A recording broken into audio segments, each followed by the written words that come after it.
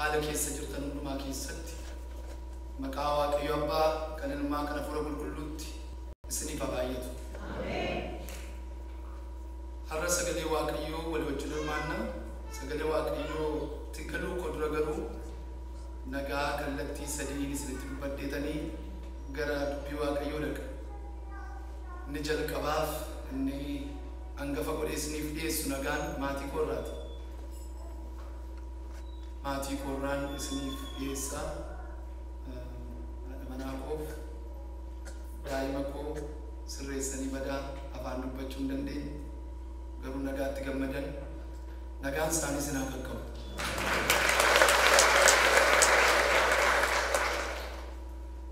Lammaffaa churchii afaan Oromoo yookaan waldaa kiristaanaa afaan Oromoo Frankfurt Germany achi keessatti waan baay'ee nama godhee jira Waaqayyo bara kana. Waan baay'ee nama godhe barbaades achi bara kana lallabaan waamni waldaa sana keessattanii waan hin ta'in beeknis na taasiseera Waaqayyo. Engadda yeroon sagalee Waaqayyo dubbachaa ture gaafa Waaqayyo godha namaa dhufu namni waan ta'e hin beekne ta'a. Waan dubbate hin beekne dubbata. Waan arge hin beekne arga. Shaakala kana dura hin qabne keessa isa gashe. Kanaaf amma jaarsolii waldaa keessaa isa jaarsolii dura bu'een walitti qabudha. Nan lallabas nagaa guddaas ni dhaamusaan jaarsolii irraas kunoo nagaa keessa fideeraa jechuudha. Sadaffaa irratti waldootii tokkummaa afaan Oromoo Awurooppaa guutummaa keessattis Waaqayyo itti gaafatama guddaa natti kenne boordii keessatti tajaajila. Hojii wangeelaa harka jira guddaatu kadhannaa keessan nama waggaa sadaffaadhaaf deebisanii ammasii yeroo darbee marsaa torbaffaa magaalaa Muniik Jarmaniitti isa guutummaan Awurooppaa waldootiin afaan Oromoo dhufnee geggeeffanne konfiraansii irratti Kooriyaalessinii keessatti itti gaafatama kana idduma sanatti deebisanii na godhanii hojii gurguddaa hojjeta. Tokkummaan waldootii Awurooppaa afaan Oromoo hojii gurguddaa hojjeta. Hojiin gurguddaan hojjete baay'ee isinitti dubbadhee fixuu hin danda'u. Dhuguma Waaqayyo hojii gurguddaa keessatti jalqabeera. Waldaa torba ta'anii 2009 kan inni hundeeffame waldaa isheen amma keessa jiru keessatti magaalaa Frankfurt achitti hundeeffame. Amma gaafa 2016 marsaa torbaffaa konfiraansii geggeeffannu waldaa 17 ta'anii of argine.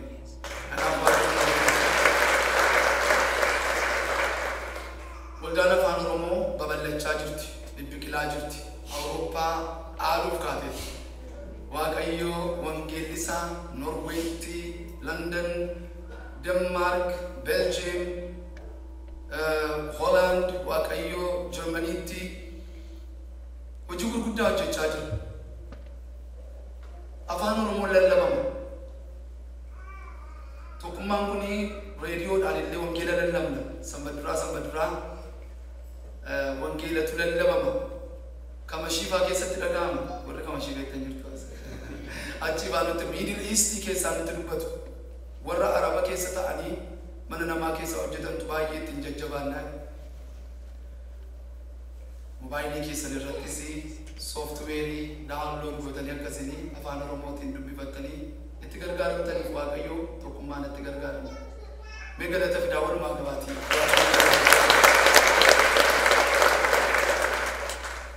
Jaalalaan hojjennaa baay'ee walii gallaa. Walga'ii tokkummaa kanaa guyyaa tokko iyyuu waggaatti al tokko yeroo konfiraansii wal geenye dubbannurraa kan hafe qaamaan wal geenye waan murteessinee hin beeknu. Waan wal hubannuuf, waan wal jaallannuuf alaaluma teenyee miidiyaa Waaqayyo bara kana nuuf kenne Skypeedhaan walga'ii geggeessinaa murtoo jajjabaasaa dabarsinaa Waaqayyo nu gargaare. Kunoo hojii gurguddaatu hojjetamaa jira. Boordiin tokkummaa waldootii Awurooppaadha. Nagaa itti nuuf himi waan naan jedhaniif kan kana dubbadhaa. Nagaa isaanii harkaa fudhadhaa. Nagaa kallattii sadii fixeera. Kaanii dhaabannee sagalee Waaqayyoo. dubbisa sila lubii malkaamna suma dhaabatanii iddoo aarsaatiin dubbisanii isuma irratti hundaa'etanii sagalee Waaqayyoo gara dubbachuutti ce'a. Innis hojii ergamootaa boqonnaa 4 lakkoofsa 5 amma 12tti dhiifama godha. Hojii ergamootaa boqonnaa 4 lakkoofsa 5 hanga 12tti isa jiru maqaa Gooftaa Yesuus Kiristoosiin nan dubbisa. Hojii ergamootaa boqonnaa 4 lakkoofsa 5 hanga 12tti isa jiru maqaa Gooftaa Yesuusiin nan dubbisa.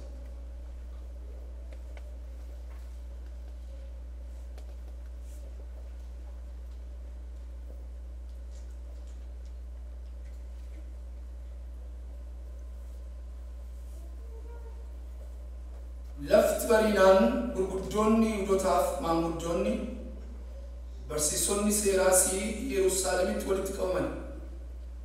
Isaan keessaas Anaaniyaanis hangafichi lubaa, Qayyaafaanis, Yohaannisiif Iskindiroos kan biraanis mana hangafoota lubootaa keessa turan. Isaan ergamoota qaban sanaa yaa'ii dura dhaabachiisanii humna maaliitiin yookaas maqaa eenyuutiin kana gootanii jedhanii gaafatan. Phexros yommus hafuura qulqulluudhaan guutame, isin gurguddoota biyyaa maanguddootas kan taatanii amma gochaa gaarii namicha naafa ture kanaaf godhamee fi akka inni itti fayyeefis hin gaafatamne erga ta'ee namichi amma fayyaa ta'ee isin dura dhaabatu kuni maqaa Yesuus Kiristoos nama Naazreetiin akka fayyee isin hundumti keessan beekaa. Namoonni Israa'el hundinuus kana beekan. Isin Yesuusiin hin fanniftanii najjeeftanis Waaqayyo garuu warra du'an keessaa isa kaasa. Inni kuni dhabicha isa isin warri ijaartuun tuffattanii inni garuu dhagaa mataa golee qajeelchu ta'e. Fa'innis Yesuus Kiristoos duwwaadhaan malee kan biraatiin tokko illee hin jiru. Maqaan biraan ittiin fayyuun kan nuuf ta'u Waaqa jalaa ilmaan namootaaf hin kennamne jedhee ameen. Gabaabaatti kadhanna. Waaqayyoon natti dubbadhu jenna. Waaqayyoo akka sedha dubbii isaa hubataniif inni immoo qalbii isaanii baneef jedha. Dubbiin Waaqayyootuun dubbatamin dura qalbiin namaa banamuun barbaachisaa. Qalbii namaa irratti cufaa kan godhu qalbii namaan kan lolu maqaa Gooftaa Yesuusiin haa ta'u. Dubbiin Waaqayyoo dubbatamu nu bira utuu hin darbin qalbii keenyaan yaada garaa keenyaa guutuutti fudhachuu akka dandeenyuuf Waaqayyoon kadhanna. Amanamaadhaaf jaallatamaa kan taate Gooftaa keenya yaa Waaqarra jiraattu si galateeffanna. Gochaa nuuf gooteef oolmaaf jaalala keef tola kee hundumaaf galanni siif haa ta'u. Ati Waaqayyoodha, Waaqayyo duwwaa miti, Waaqa waaqotaati, Gooftaa gooftotaati, mootii moototaati ati. Gorsaa nama hundumaati, fayyisaa ilmaan namaati, furii cubbamootaati ati Gooftaa Yesuus. Rookana maqaa Yesuus Kiristoos nama Naazreetiin Waaqayyo Abbaa sin kadhadha. Maqaa Yesuus Kiristoos Gooftaa keenyaan qalbiin tokko keenyaa kan baname haa ta'u. Iji qalbii keenyaa kan nuuf saaqame haa ta'u.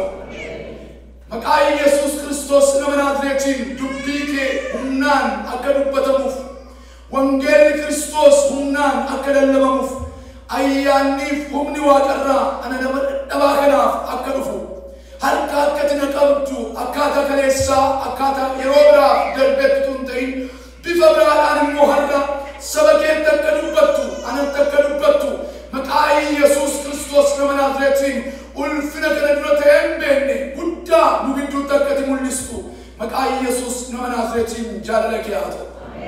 Gooftaa Yesuus Kiristoos yeroo kana nuuf eebbisi. Hojii diinaa hundumaatii fadhu. Harki kee nu gidduu adeedeebu, hafuurri kee nu gidduutti nu keessatti hojjetu.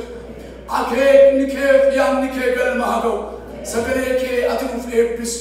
Hundumtu akka jaalala kee akka ta'uuf maqaa Yesuus Kiristoosiin dubbii kee kan hin dhaga'in mana kana keessaa gadi ba'u, kan hin qalbifatin mana kana keessaa gadi ba'u tokkollee akka hin jiraanneef maqaa Yesuus nama naazreetiin gurri qalbii keenyaa kan baname haa ta'u. Ayyaanni kee nuuf haa kennamu. Hundumtu akka jaalala keetii haa ta'u. Maqaa Yesuus Kiristoos fayyisaa keenya nama naazreetiin. Ameen.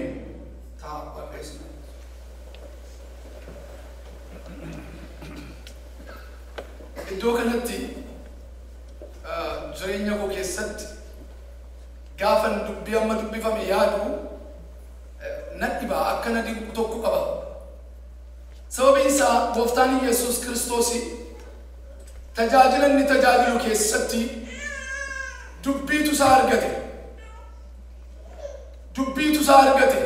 Dubbiin Yesuus Kiristoosin argate kuni gurguddoota biyyaatiin warra seera Musee barsiisanii warra Saaduqootaatiin jajjaboota warra ta'aniitu dubbiin isaa argate kuni sababiin isaanii guddaan waan gurguddaa lamaan. Gooftaan Yesuus Kiristoostu hojii ergamootaa boqonnaa 3 dadhanii gaafa ilaaltanii hojii inni achirratti hojjetetu dubbii isarratti kaasa. Namicha erga dhalatee kaasee ganamuma dhalootaan naafa turetu Gooftaan Yesuus Kiristoos karaa garboota isaa darbee dhaqeetu Yohannisiif Phexrosiin gaafa dhaqeetti bu'u maqaan Yesuus Kiristoos kuni dubbiidhaaf akka ta'utti ta'eetu gurguddoota biyyaa kanaanii Phexrosiif Yohannisitti dhufe. Keessumaa Phexrosiin baay'ee argate dubbiin kun. Maqaa eenyutiif aboo kamiin hojii hojjettu jedhanii gaafataniidha. Kallattii lamaan Phexrosiif Yohannisiin dubbiin isaan argate jechuudha. Tokko Yesuus Kiristoosiin kallattiidhaan dubbiin kun yoo arganne ta'e maqaansaa dubbii kaasa. Maqaan Yesuus Kiristoos ergamoota irratti dubbii kaasa. Aboo Yesuus Kiristoosiin ergamootaaf kenname kuni ergamoota irratti Phexrosiif Yohannis irratti dubbii kaasa. Yesuus Kiristoos hojiin isaan keessa godhee hojjete dubbii isatti fide. Kallattiin utuu hin ta'in kallattii malee maqaa isaatti dhufe. Aboo Waaqayyootti dhufe. Phexrosiif Yohannisiin garuu kallattiidhaan isaan argate. Hin qabamanii jedha. Gaafa qabamanii jiranii dubbichi akkas ture. Hin galgalaa'e isaanii qabamee jirutu galgalaa'e aduun dhiyaa dhufe jedha. Sagalee Waaqayyoo kun. Kanaafi dhiyaanii mana murtootti yookaan abbaa firdii duratti dhiyeessuu waan hin danda'amneef mana hidhaa keessaa bulan amma lafti bari'utti jedhaniidha.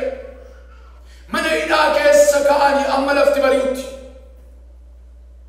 Sababiin isaa kaleessumti isaa tajaajila isaanii darbe keessatti hojii ergamootaa boqonnaa 3 kana irratti namicha naafa kana lafaa kaasaniiru. Jabaan ka'i ittiin jennaan ka'e namicheedha. Namichi kuni utuu inni hin yaadin humni Waaqayyoo keessa darbee naafummaa irraa isa hiike.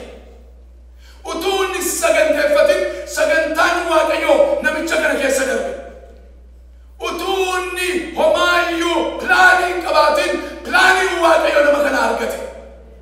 Utuu isin hin saganteessin, utuu sabni koo hin saganteessin, utuu isin itti hin yaadin tasa dinqii kan hojjetu Waaqarra jiranni Yesuus. Kanaaf namichi kun akkuma isaa durii jedha. Kadhachuuf saantima walitti qabachuuf gadi ba'ee utuu inni taa'ee kadhachaa jirutu Phexrosiif Yohannis mana qulqullummaa deemaa utuu jiranii dhaabbataniidha. Gaafanni isaaniin saantima kadhachuu jalqabu nuuni jedhani.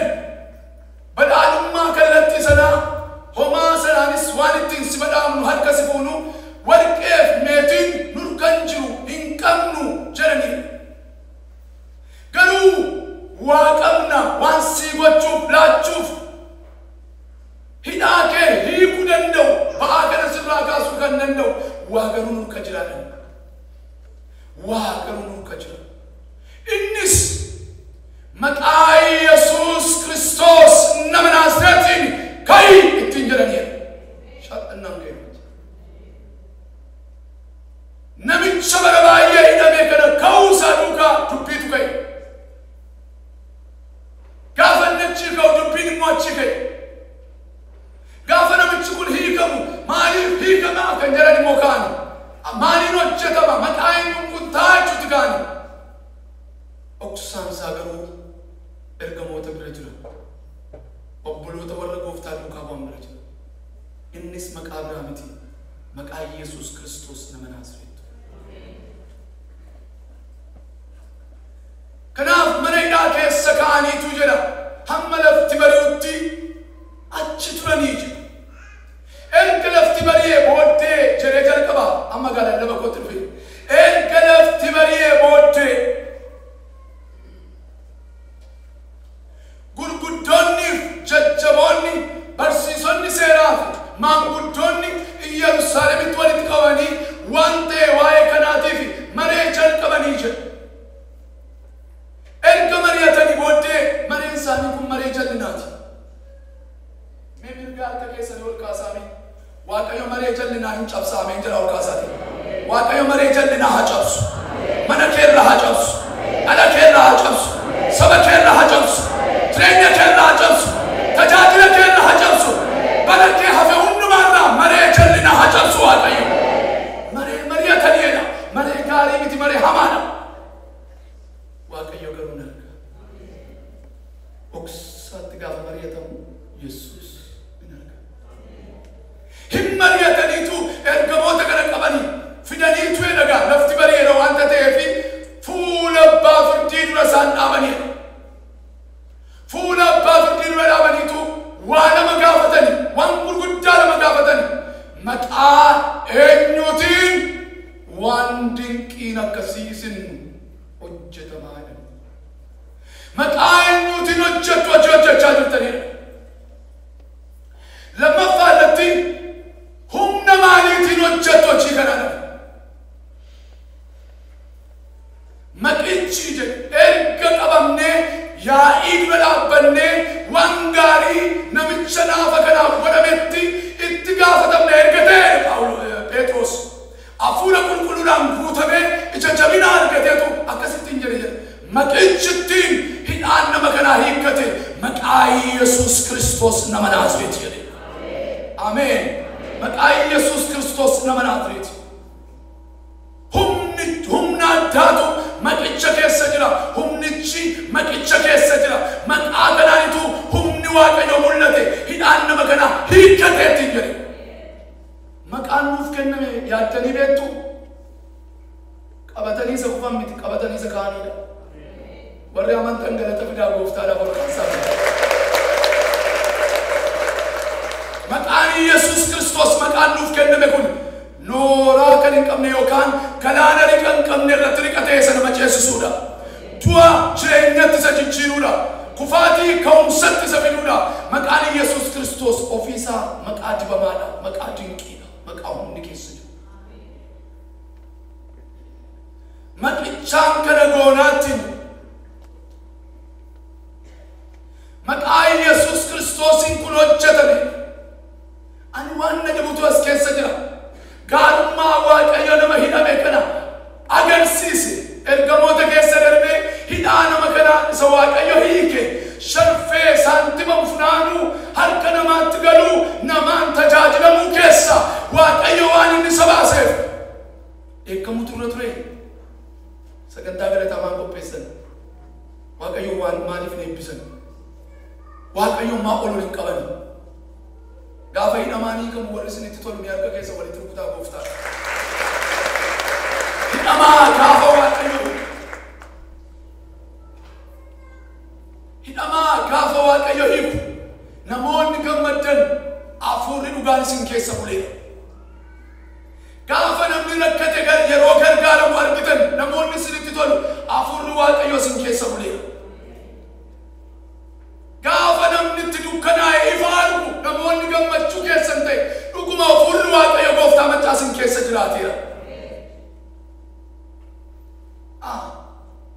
Gaafa gaariin namaa ta'u gaafa waaqayyo atmosferii namaa jijjiiruu jalqabu nama hundumaa gammada miti. Tokko tokko uruu dhiibaa, tokko irraan beekamu, tokko irraa beekama, tokko fuulli isaa kuni timaatimii bishaate ta'a. Maatsi dhibeedhaanii wal sodaattu waa'ee walii keessaniidhaan jiru. Isa akkas ta'u sanaan maatsi dhibe jedhaan hin jedhani. Maqaan waaqayyo ulfaatu. Gaafa waaqayyo nama tokko ol kaasu waaqayyoof galatudha. Gaafa waaqayyo hidhaa namaa hiiku kissiidhaaf hin ka'ina. Gaafa waaqayyo rakkataa tokkoof dabarsu ulfina waaqayyoof laadha. Gaafa waaqayyo nama kufee kaasu waaqayyoon galateeffadha. Warra isa dhumaan lallabas fakkaata jabeessees na dubbachiisa waaqayyo. Warri si maxxana kan hin jettaniif jabeessee waan dubbateera. Namni gaafa namni kufu gammadaa bilbilaatti fiigu, iimeelii barreessutti fiigu, feesbuuk irra kaa'u fiigu. Akka dubbii waaqayyoo kanaatti ana shakkii guddaa mamii guddaa miti na jechisiisa. Waaqayyo biraa miti. Gaafa namni kufu ka'u garuu gaafa jireenyi diigame ijaaramu, gaafa namni karaarraa kaate karaarra dhufu, gaafa namni rakkate gargaaramu, gaafa harki waaqayyoo gargaarsaaf irratti baay'atu namoonni isinitti tolu eeyyee afuurri waaqayyo akkas nama gochisiisa.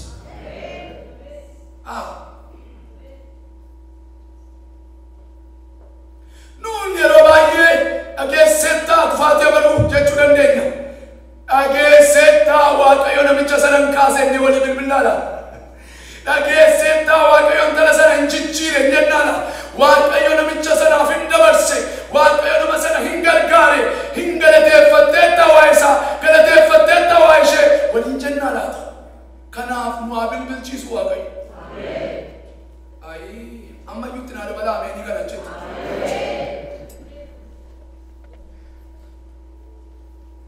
Waan gaarii waa'ee obboleessa keenyaaf dubbachuu, waa'ee obboleettii keenyaaf dubbachuu, waan gaarii, odeeffannaa gaarii, dhaamsa gaarii, iimeelii akkasii barreessuu, bilbila akkasii bilbiluu. Haloo? Kophaa kun hin yaadamu waan dhugaatu. Namni akkumatti na ilaalaa. Ilaa maqaa Yesuus Kiristoosin hojii gaarii hundumaaf waaqayyo isin haa kaasu. Waan gaarii hundumaaf waaqayyo isin haa kaasu. Yaada gaarii, mul'ata gaarii, waa'ee obboleessaa, waa'ee obboleettii, waa'ee hiriyaa, waa'ee obboleessa keenya, hangafa keenya, waa'ee abbootii keenya, waa'ee haadhotii keenya, waa'ee hiriyoota keenya, waa'ee dargaggoota keenya, waan gaarii warra walitti lallaban nu haa godhu waaqayyo. Waan gaariidhaaf warra waliin bilbilan nu haa godhu waaqayyo. Galata fidaa waaqayyoof. Isa kanaaf fura qulqulluutu nama hojjechiisa. Waan gaariitu ta'e namicha naafa sanaaf gaafa ergamootaan dhufee hafuurri qulqulluun isa guutee Phexros ka'iitti hin jedhu. Galata fiduurra maree jallinaa jechuudha. Jalattii kana akkamitti dhibamsiisnu jedha. Waaqayyo cabsuu hafuura akkasii. Maal mirga keessan kaasaa? Akka waaqayyo sin dhaga'u beektamu? Waaqayyo ilaa hojii gaariidhaan kan mormu, ulfina waaqayyo irratti ol kan jedhu, hammeenya kan facaasu, obboloota gidduuttis diinummaadhaaf kan bilbilu, kan barreessu, hafuura dudduuba dhaabatu cabsina. Maqaa Yesuus nama Naazreetiin haa cabu har'a. Nan cabsee aboo waaqayyo naa kennan haa cabu har'a. Waaqayyoof galata fidaa ol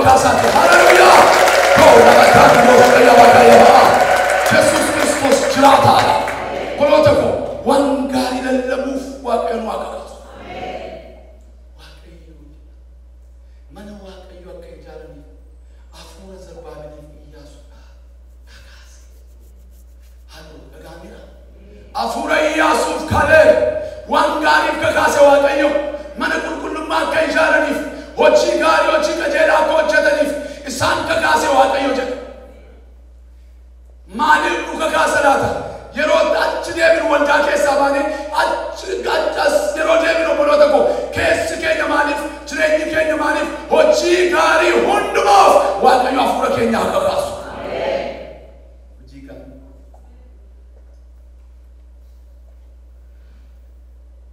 Maqaa eenyuutiin kana gootan? Aboo kana eenyuutu si kenne? Otooritiin harka jira. Ani maanguddoo biyyaati. Ani geggeessaa mana qulqullummaati. Ani waa'ee seeraa hundumaa sin duran fite. Hangafummaan kan kooti. Eessaa dhufee sin hojjechiisa. Humnichi sin ittiin hojjettaniif maqichi dhoksaan isaa kamiidha jedhaniidha. Erga dubbadhaa ittiin eegaa dubbannanii. Erga hojii gaarii hojjetameef fuula baafatti duran dhaabdanii maqaan kun maqaa Yesuus Kiristoos nama Naazreeti.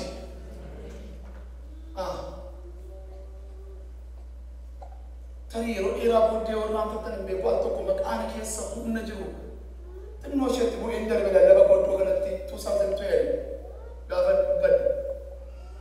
Obboloota koo maqaan Yesuus Kiristoos magaalaan jiraadhee itti guddadhe keessatti abbaan warraa ishee ulee sibiilaa isa beektudha yaada baay'ee mana keessan iyyuu jiraata biyya ulee sibiilaa zangee namee dubbatama afaan Amaaraatiin isa fuudheetu haadha manaa irratti utuu isheen beekin gaafa gadhiisutti ol jetteetu maqaa Yesuus Kiristoos hinetti. Hincite gargar. Amantanis dhiistanis hincite gargar. Hin kute waaqayyo. Maqaa waaqayyoodhaa haa galateeffamu. Gaaf tokko jaartiin kuni ganamaa sanbata guddaadha zangii gargar cite yookaan ulee sibiilaa gargar cite baattee dhufte waldaa koo keessa. Maal gooti ulee sibiilaa? Waaqayyo warri koollee naannosi koole buune gargar kute maqaa Yesuus jedhana. Hallelujah! Waaqayyo galanni guddaadha ta'u. Waaqayyo gargar kuteette. Waaqayyo gargar kuteetu naannisi. Maqaan Yesuus Kiristoos gargar kute. Maqaan Yesuus Kiristoos walitti fida. Biriijii uuma. Biriijii ammeenyaa immoo hin kuta. Riqaa ammeenyaa immoo hin cabsa. Maqaan Yesuus Kiristoos dukkana nama sanaa fuudhee ifatti jijjiire Yohaannis boqonnaa 9 gaafa fudhatanii ilaaltan. Maqaan Yesuus Kiristoos dukkana ifa. Namichi naafi kuni fayyachike. Namichi kun dhaloota isaatii jalqabeeti jira.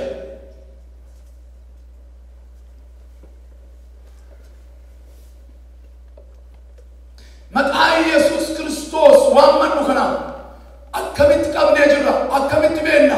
Humna akkamii akka keessa jiru adda baafannee hubannee beennaa laabboloota. Maqaan Yesuus Kiristoos kun maqaa tokkicha waaqa irrattis lafa irrattis lafa jalattis fayyuuf namaaf kenna.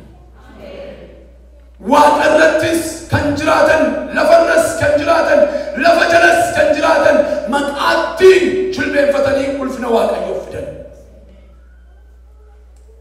Maqaa kanaan hiikamee jira. Kanaaf maqaan Yesuus Kiristoos maqaa caaludha. Maqaa ergamootaatti fakkeeffamu maqaa gurguddoota biyya geggeessanii miti. Maqaan Yesuus Kiristoos maqaa qobaadha. Namni hammam yoo ijoollee godhataa oolee bule Yesuus jedhee maqaa moggaasee hin beeku. Argitaniitudha. Anon eegogaa namni akkasii yoo jiraate mana dhiba dhagee hin beeku ammaatti. Maqaan Yesuus Kiristoos sodaatamaadha. Maqaan Yesuus Kiristoos dibamaadha. Maqaan Yesuus Kiristoos maqaa qobaadha. Maqaa addaadha. Maqaa dinqisiisaadha. Maqaan waaqayyoo ulfaatu. Maqaa kana keessa dhoksaa waaqayyoo kaa'ee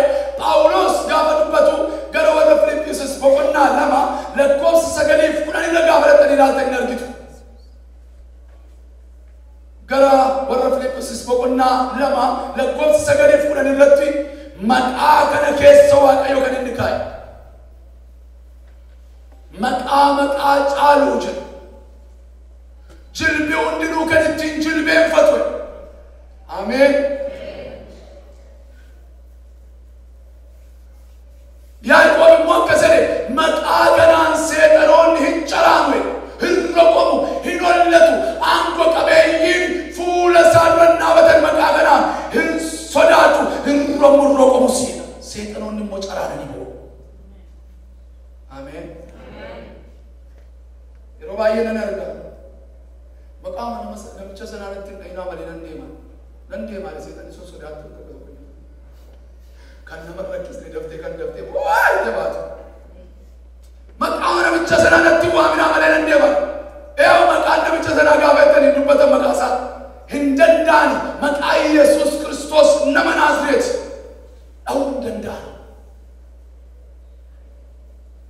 Namichi hojii hafuuraa ammeenyaa keessatti qooda fudhatee hojjechaa ture namni Amaanu'eel jedhamu gaafa dubbatu akkas jedhe gaafa warri Pheenxee maqaa Yesuus Kiristoos nama Naazreetiin jedhanii achi nu ifachuu jalqabani bitititititannee lafatti quqqumnu hin beeku.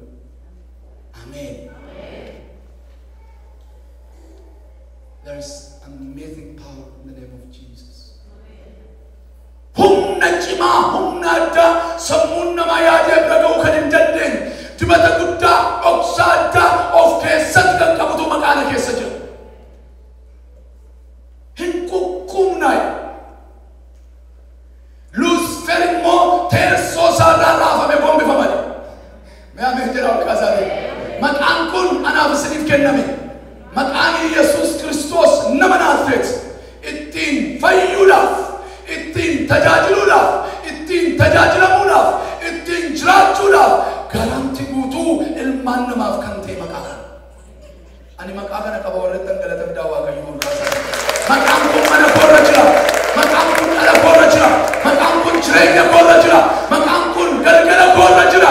Maqaan kun dhuma koorra illee jira. Maqaan kun protect nama godha. Nama oolcha. Ameen. Bartokko maqaan kun yeroo baay'ee garuu gidiraa keessatti nama harkaa bada. Ani argeen ture al tokko namni Waaqayyo namni guddaan tokko gaafa dubbatanis dhageera. Lubii bal'inaa isaa qaba. Yeroo isaan dubbatan dhageera. Bara ari'annaa Naqamteetti gaafa hidhamaa turan sana bara gidiraa argan bara beekogaa maqaadhaan hin beekaanii Nugusee Fantaafaa bara isaan doorsisaa turan sana keessa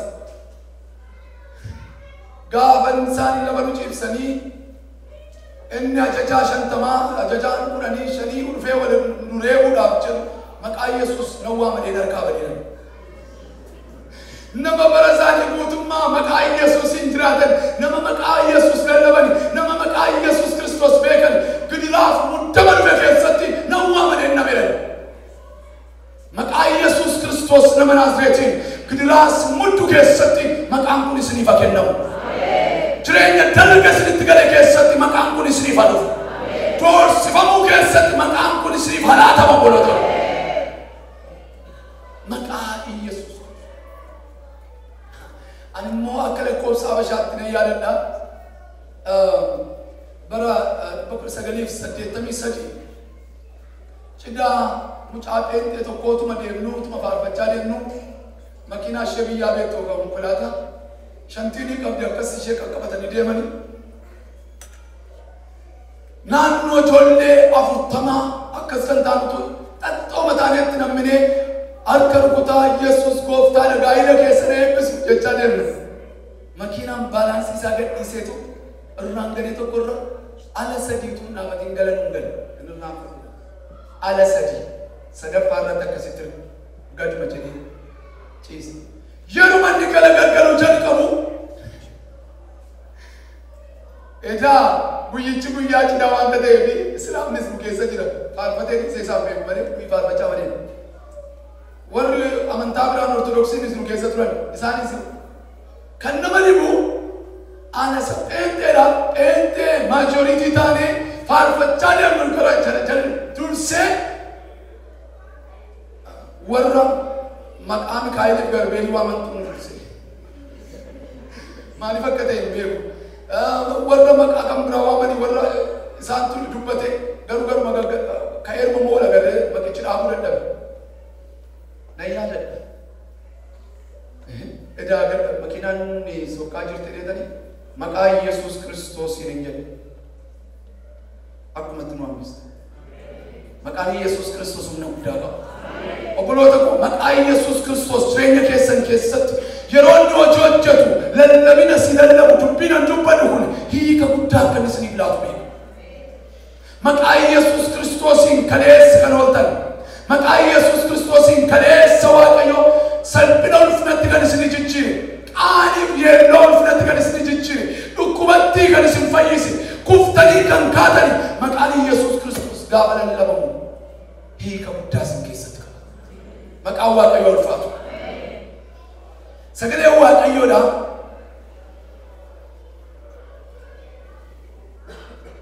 waa'ee maqaa kanaa iddoo baay'eetti kaasnee ilaaluu hin dandeenya garuu Yesuus Kiristoos hundi ofuma isaatiin maqaa kana keessa ofii isaa Kiristoos ta'ee inni jiraataa ta'e kuni maqaa kanaan aboo guddaa ergamootaaf akka laate argitu. Maatiyoos boqonnaa 28 lakkoofsa 18 kaasanii gaafa laaltanii eegaa jira. Abooniif gooftummaan hundumtuu waaqa irratti lafa irratti amma naaf kennamani. Abooniif gooftummaan hundumtuu waaqa irrattis lafa irrattis naaf kennamani. Egaa dhaqaa ittiin jedhee gamootaan maqaa Waaqayyo Abbaa kan Ilmaa kan Hafuura Qulqulluutiin bartoota barsiisuun cuubuudhaan duuka buutota koo isaan godha. Hamma mala baraatti ansi wajjin jira. Ameen. Maqaa kanaan ergamoonni yeroo isaan dinqii adda addaa Waaqayyo isaan harkatti godhu argitu. Namooti du'an maqaa kanaan kaaniiru. Namoonni jaaman maqaa kanaan arganiiru. Namoonni naafatan maqaa kanaan diriiraniiru. Namoonni duudan maqaa kanaan dhaga'aniiru. Maqaan Waaqayyo ulfaatu. Namoonni lamxaan maqaa kanaan qullaa'aniiru. Maqaan Yesuus Kiristoos humna jabaa dhoksaa guddaa maqaa of keessaa qaba. Kanaaf gara warra Efesoon boqonnaa 1 lakkoofsa 19 hanga 20tti qoratanii ilaaltanis aangoo qabeeyyiin hundumtuu gooftummaa kan qaban hundumtuu jajjaboo kan ta'an hundumtuu maqaa kanaaf beekamtii adda ta'e akka laatan. Maqaan kun paawarii guddaa akka qabu humna guddaa akka qabu achitti naxxanii argitu. Sagalee sana dafee ariifadhee dubbisuu hin danda'e nan dubbisa. Efesoon boqonnaa 1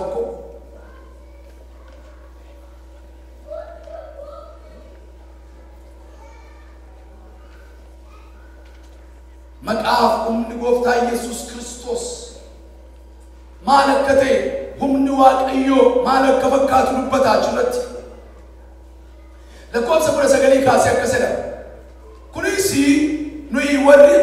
nu warra amanneef humni isaa safara malee guddaa akka ta'e aangoon isaa inni jabaanis nu gidduutti akka hojjetu akka beektaniif ture jedha.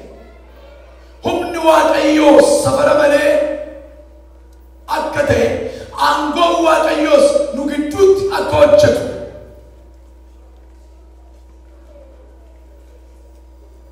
inni jedha lakkoofsa 20 inni hojii aangoo isaa kanaan Kiristoosiin warra du'an keessaa kaasa. Ameen. Waaqa irrattis gara mirgaa ofii isaatii isa teessise. Lakkoofsa 21 irra jiru. Gooftummaa aboo humna mootummaa amma jiru hundumaa bara kanatti bara dhufuttis waanuma maqaa dha'uun danda'amu gararraa isa oolchee jedha. Ameen. Aboo gooftummaa bara amma jiru bara dhufuuf jiru waan ta'e waan ta'uuf jiru waan mul'ate waan mul'achuuf jiru hundumaa gararraa waaqayyo ኢየሱስ ክርስቶስ ይቆጭ መቃን ኢየሱስ ክርስቶስ ከናፍ ሁምነ ጉዳ ሁምነ ወጭቱ ከሰ ወፍታን ጋፈ የገሞታን ለመከነስ ፈይሱ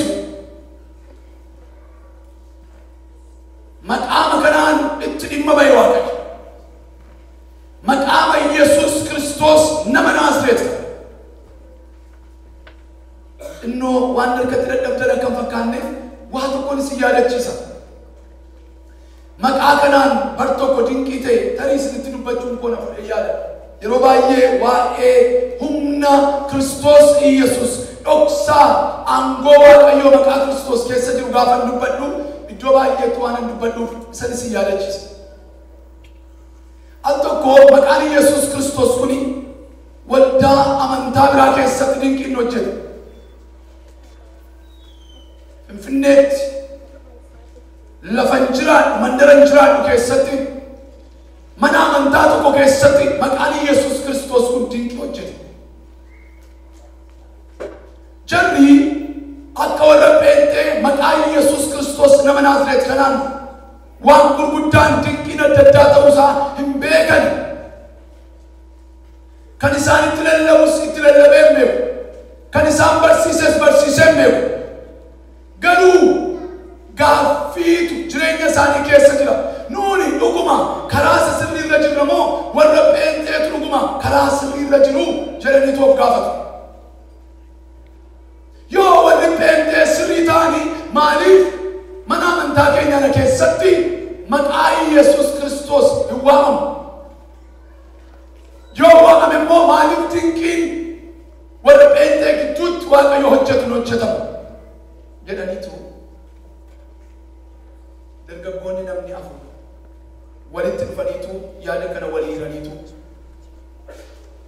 መነ ኩሉማ መነ ወዳሳን ሰነጀለቲ ነሞት አመንቶተ ሳኒ ደረቤ ናመጫ በኩሉን ገቺሱ ገነመ ደረቤ ናረዴ መኒ መጫ በኩሉት መኑ ገቺሰኒ ወሪ አልፈኒ ደርገጎኒ ኩን አከሰደን ዱጉማ ዋቅኒ ጴንጤ ድንቂ ጎደወቴ ዋን ሳንጀረኒ ሰይጣኖታ ይሲሰኒ ነሞታ ፈይሰን ከና ይያላለን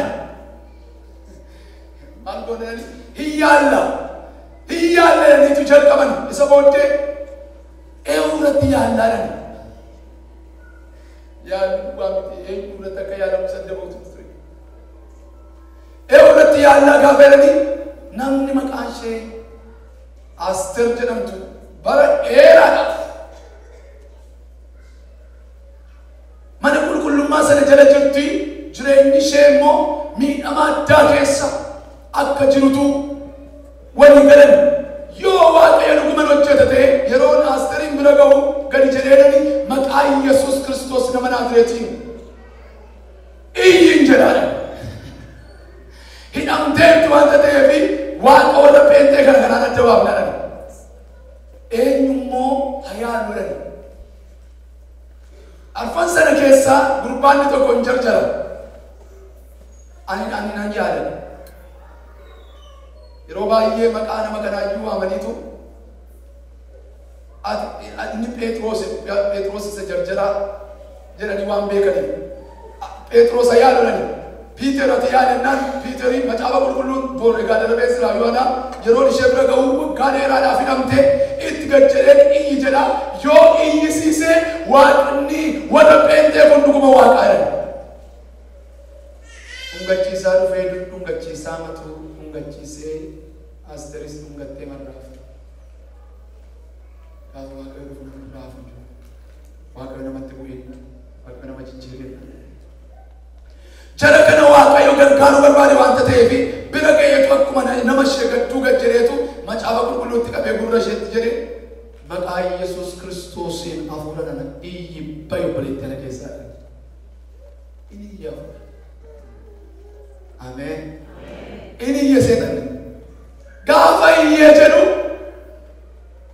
አበተኒ ወርድ ስቴጅ ነው ገለነ ከረን እየ መጫባ ቁልቁሉ ከሰውነ ጉዳቱ ጅራ ካሳ ማናለፈ መቃሳን ነው achi geessaalan acha turtu achumatti geessaati bishaan mafaatti naqaalan bishaan maaliitti namu abidda waaqayyoon baanama keessa maqaa Yesuusiin baanama keessa bishaan itti naqu miti waan isaa isa booddee achi geessaniidha arfan isaanii dhaqanii manichatti cufataniitu takka gadi taa'eedhu takka ol ka'eedhu takka daa'imedhu takka dhaabadhadhu takka iyyeedhu takka caljaledhu isaaniifis shaakala haaraadha. Lakkii utuma akkas goonu waan ajaa'iba kanatu hojjennu hin dhufu jarri keenya nurra ba'u ji'a darbe keessas ulee isaanii nutumanii waaqayyoon hambisee ni tokko qoy maaluu argine hin beeknu kana waaqayyo waan argine hin beekne nama agarsiisa silas mee ameen jedhame mee qoy argine hin beeknu takka xinnoo isheetti taphannaa daa'imni maqaa Yesuus hin daa'imutti gaate kan yeeran ka'utti gaate mee maqaa Yesuus Kiristoos ulfina laadhame ol kaasaa tokkoloota iyyoodhan iyyutti gaate deebi'oodan deebi'utti gaate deebi'oodan deebi'utti gaate argine hin beeknu isaa booddee nutti dhufu lakkii ol nutti galanii inni miila nuu raawwatee yaaree nama maqaan isaa nuu raawwate gaafa nakkeeru ooyirama jechumatti kaanii gaafa jedhanii jarri dhufanii banatanii tol galan banatanii gaafa tol galananii chaanaalii jijjiiran sanii galeera maqaa Yesuusiin isa daawulan silaa dhiisanii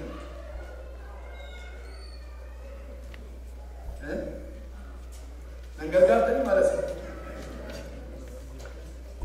maqaan warra digdamii afanii fuudhanii 40 meeqayyuu ta'uusaa waamaniidha kolfuutti kaate itti kofalte itti geessuutti itti qoosuutti kaate waa godhaa jirtuus amalli warra pheenxee isinitti galeera pheenxee taataniitu as keessa jirtanii maal gootanii hiisisaa ootan nagaa ollee adaanan amma akkuma sana hiisisaatti hin jedhan maaliin hiisisu attamitti dubbatu dubbachuun hin danda'amu hiisisaannaan jedhani kolfuutti ga'e geessuutti geesseetanichi gurbaa jarjaraan kun akka nan hiisisaanii namni jarjaraan tokko tokko gaarii dasi akka jedhani warri isaa wajjin jiran nu fichisiise gurbaan kun jedhan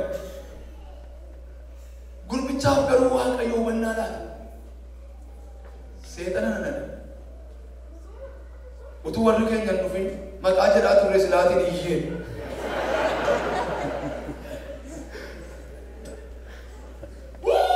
jedhe seexan maqichumaan sokki keessaa sanumaan keessaa calee maqaa Yesuusin waamne utuu warri keenya dhufin jedhaasa turre sanaanii maqichi maqaa eenyu ture utuu isaan hin dhufin maqaa Yesuus Kiristoos ture maqichaan jedheennaan jedhe maqichumaan sokki keessaa waaqayyo gooftaa macaaf galannaa ta'u akkas jedhe nu hiittenani warri wajjin turan maqaa Yesuus Kiristoos hamma kana humna guddaa qaba maqaa ajaa'iba maqaa dinqii maqaa hidhaanni hin jiru maqaa waanjoon hin cabsine jiru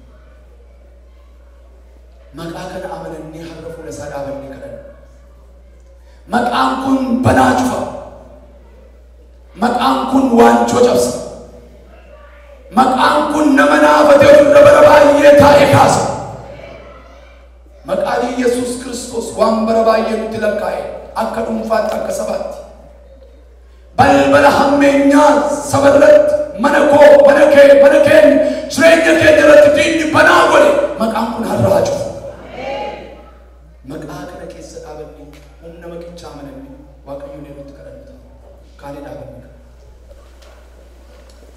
maqaa Yesuus Kiristoos yaadachaa